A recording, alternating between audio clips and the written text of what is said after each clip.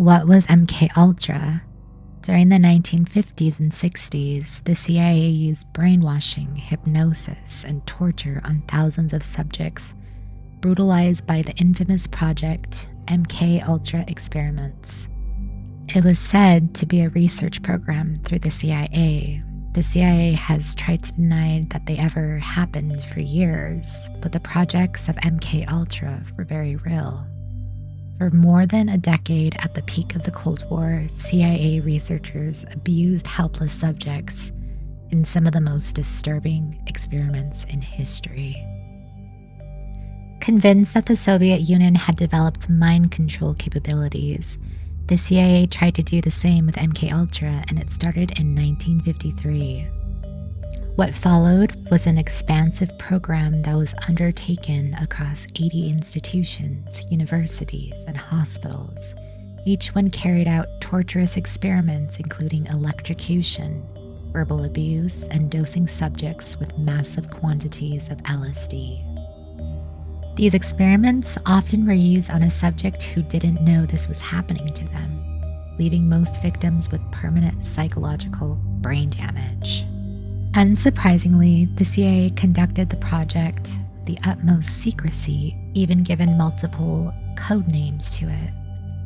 The American intelligence community grew increasingly obsessed with the growing of technological advancements of the Soviet Union.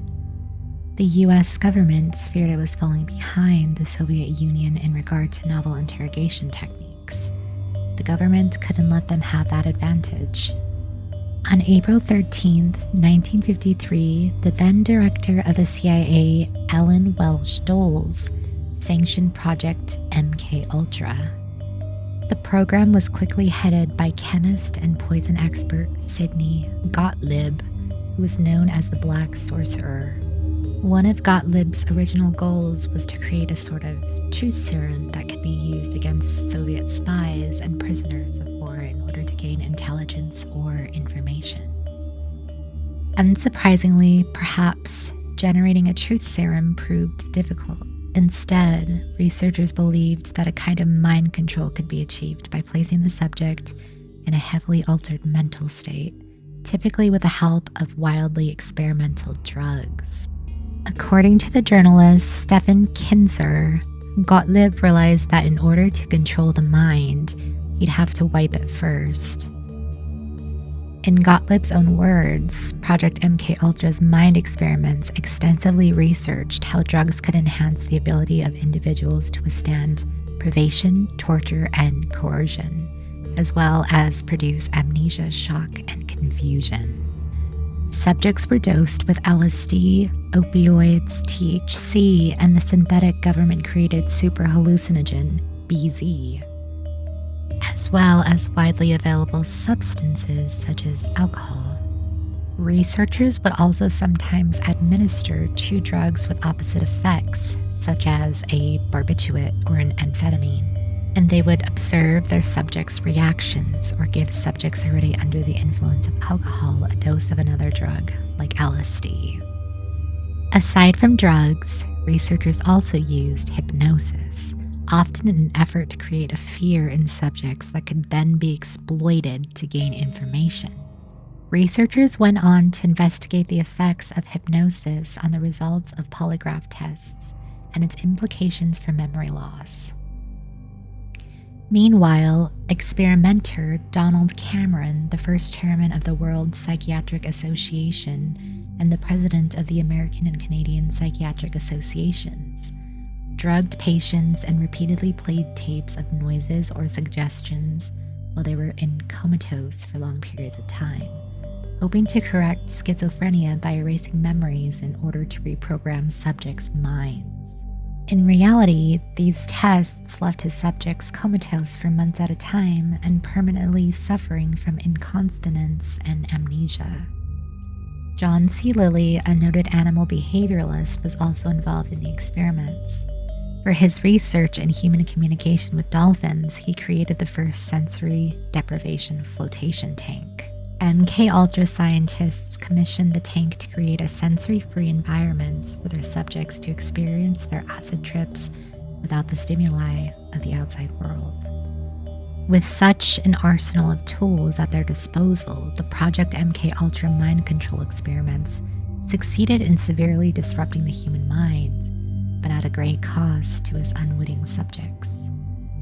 Due to the classified nature of the program, many of the test subjects were unaware of their involvement, and Gottlieb admitted that his team targeted people who could not fight back.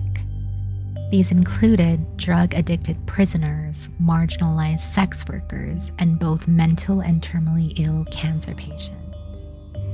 Some of the subjects of MKUltra were volunteers or paid students.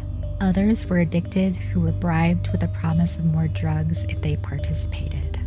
Though many of the MKUltra's records were destroyed, there were a few notable documented subjects, including Ken Kesey, author of One Flew Over the Cuckoo's Nest, Robert Hunter, a lyricist for the Grateful Dead, and James Whitey Bulger, a notorious Boston mob boss. Some participants were voluntarily vocal about their involvement. Kesey, for example, was an early volunteer and joined the project while he was a student at Stanford University to be observed while taking LSD and other psychedelic drugs. His experience, God knows how, was, according to him, a positive one, and he went on to publicly promote the drug. One Flew Over the Cuckoo's Nest was also in part inspired by his experiences. But, unlike Kesey, however, some participants did not have such a positive experience. In one experiment, an unwitting mental patient in Kentucky was given a dose of LSD every day for 174 consecutive days. Elsewhere, Whitey Bulger, the mob boss, reported that he would be dosed with LSD, monitored by a physician, and repeatedly asked leading questions like, "Would you ever kill anyone?"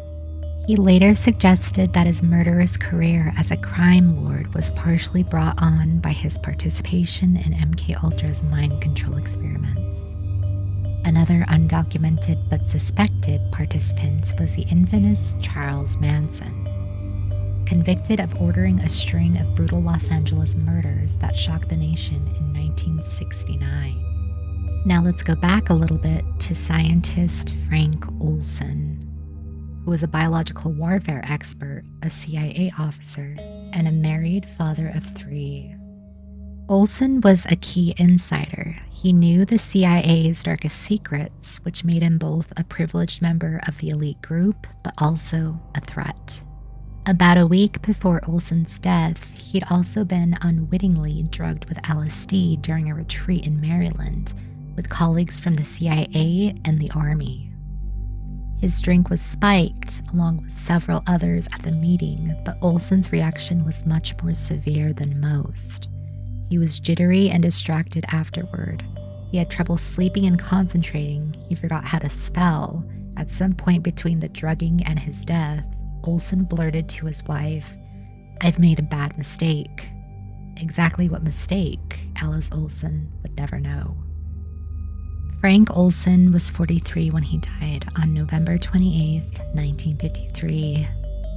He allegedly fell from his window at the Statler Hotel in Manhattan, and he died on the sidewalk in his undershirt and shorts at about 2 a.m. The official verdict was S-word, but a second autopsy raised questions, although not proof of a possible homicide. Olsen's family and many others have been searching for answers in a hall of mirrors ever since. What's more mysterious is that Olsen wasn't alone that night. Another CIA agent who police reportedly found in the room after Olsen's death, seated on the toilet with his head buried in his hands as if guilty of doing something. He alleges that he'd been sleeping and woke up when he heard a noise. The Olsen family were later told that Olsen and others were given LSD as part of an experiment to see what would happen if a scientist were taken prisoner and drugged. Would he divulge secret research and information? However, the family wasn't buying that explanation, especially Eric Olsen, who was his son. He believed that he died because of concern that he would divulge information concerning a highly classified CIA interrogation program in the early 1950s and concerning the use of biological weapons. Without proof, however, Eric Olsen's suspicions will forever remain. Just that. Do you guys think he was murdered? Let me know in the comments below. MK Ultra did happen and was twisted enough for the CIA to try and hide. Thank you guys for watching, and I hope you enjoyed this deeper dive into MK Ultra.